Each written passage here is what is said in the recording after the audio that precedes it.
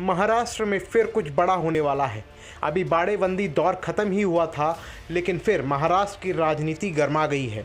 जहां एक तरफ उद्धव ठाकरे अपने दांव पेच कसने में लगे हुए हैं कि कुछ भी करके महाराष्ट्र की कुर्सी उन्हें वापस मिल जाए, तो वहीं दूसरी तरफ महाराष्ट्र के मुख्यमंत्री एकनाथ शिंदे भी साम दाम दंड भेद का इस्तेमाल करके महाराष्ट्र की राजनीति की हवा बदलने में लगे हुए हैं। लेकिन अब इन दोनों के विवाद में बीजेपी अब अपना हुक्म का इक्का फेंकने वाली है।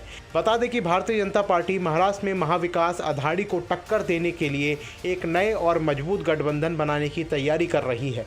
मुख्यमंत्री एकनाथ शिंदे के बेटे श्रीकांत शिंदे ने मंगलवार को महाराष्ट्र नवनिर्माण सेना एमएनएस प्रमुख राज ठाकरे से उनके आवास पर मुलाकात की और इसके बाद राज्य के सत्तारूढ़ गठबंधन और मनसे के बीच संभावित गठजोड़ की अटकलों को बल मिल गया।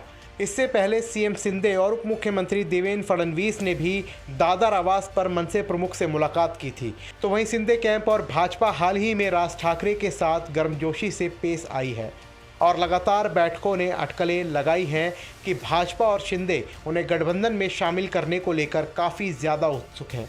और इस बीच मनसे और शिंदे खेमे के नेताओं ने भी कहा है कि श्रीकांत शिंदे की राज ठाकरे से मुलाकात दिवाली के दौरान महज एक शिष्टाचार भेंट थी। जिसके बाद मुख्यमंत्री एकनाथ शिंदे ने मंगलवार को यह भी कहा है कि फडणवीस के साथ राज ठाकरे के आवास पर उनकी हालिया यात्रा दिवाली के लिए शिष्टाचार भेंट थी। उन्होंने कहा, हमारे बीच वहाँ कोई राजनीतिक चर्चा नहीं हुई।